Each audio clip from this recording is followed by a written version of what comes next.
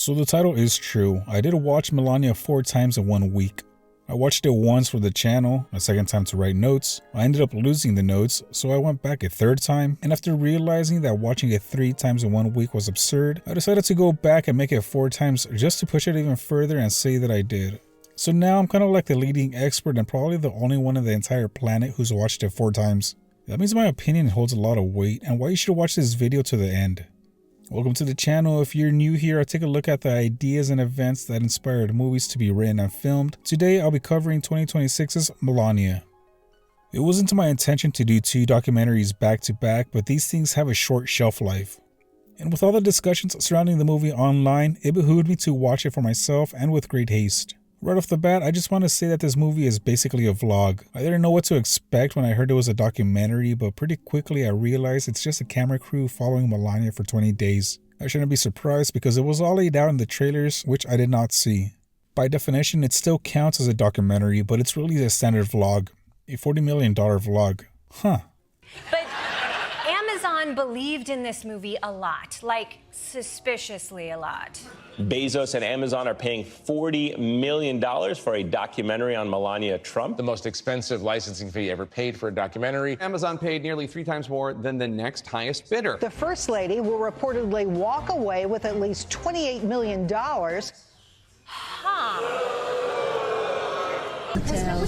So I hope they will enjoy it. Do you think this film will change the minds of non-Trump supporters and maybe garner? Well, I think they'd have to go and ask President Obama, who got paid a lot of money and hasn't done anything. So I think they probably have to go because if you take a look at others, they've been paid a lot of money. But this is somebody, Melania, who really produced, and she's done a great thing. This is a very important piece of work. With that said, the movie was kind of boring. Look, do you really expect me to stay invested through 20 minutes of Melania talking about dresses and the alterations she wants? That's really not my thing. Maybe if it were presented in a more entertaining way, I'd feel differently, but my god, I was so distracted by the gaudy architecture and lifestyle that the whole time I just felt poor. I mean, I am, but at the same time, I don't want to be watching 2 hours of a billionaire being pampered by staff and going to parties with the 1%. I barely even have enough for a piece of chicken, a piece of broccoli, a tortilla, and one other thing.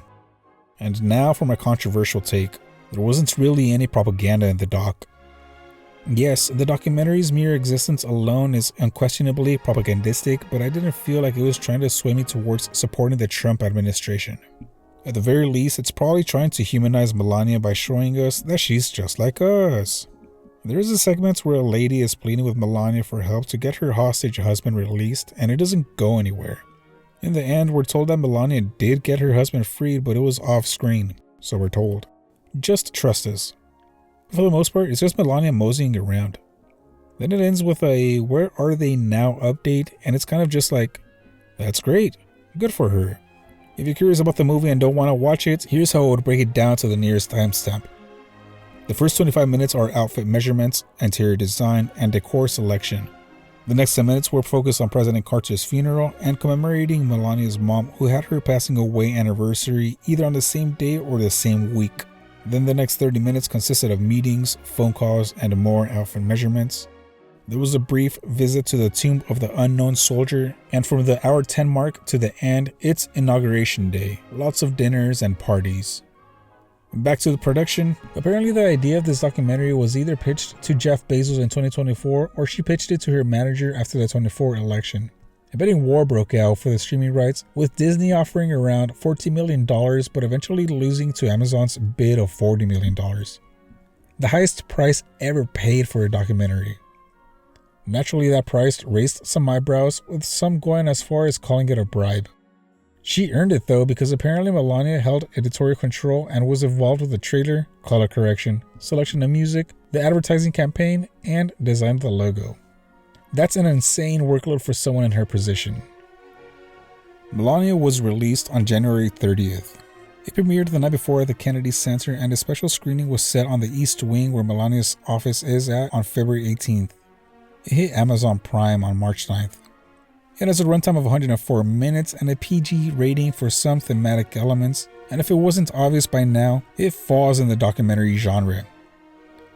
As expected, it underperformed at the box office. Not due to the subject matter, but simply because his documentaries are known to perform poorly, but also the subject matter. Add to that the fact that it has a $40 million budget, and it was a recipe for a box office bomb. It earned about $16 million domestically, while bringing in a measly $304,000 internationally, for a worldwide total of $16.6 million. It opened in third place behind Send Help and Iron Lung. A big one for movies. Yeah, you got the Melania documentary. And you have the new Rachel McAdams film, Send Help, which fun fact, was actually the original title of the Melania movie. As expected, the film was widely panned. It holds an 11% critic score on Rotten Tomatoes with an impressive 98% audience score. Holy shit, that achievement deserves a standing ovation and an American salute. Other platforms reflected similarly low ratings, including a 5 out of 100 on Metacritic, a 1.5 out of 10 on IMDb, and a 1.1 on Letterboxd. Roger Ebert did review the film, writing, "It is a terrible film, paralyzingly dull, simple-minded, overlong, and not even manipulative, because it is too clumsy to manipulate anyone but a true believer." The craziest thing about this movie having a theatrical release is that it opens itself up for either the Oscars or the Razzies next year, and oh boy am I ready to see that. Amazon employees were told they could not opt out of working on Melania for political reasons, and 2/3 of the New York production crew staff asked to be omitted from the credits. Director Brett Ratner was born on March 28, 1969 in Miami Beach, Florida. Hey, happy belated birthday, Mr. Ratner. Prior to Melania, he's been involved in a lot of directing, including for TV movies, music videos, and the like. However, for the purposes of my channel, we'll only be highlighting his films. Leading up to Melania, he directed New York I Love You in 2008, Tower Heist in 2011, a segment in the movie 43 in 2013, Hercules in 2014, and finally Melania in 2026. If you stayed around for this long, browse around my channel for other movies you might like, and subscribe. Thank you.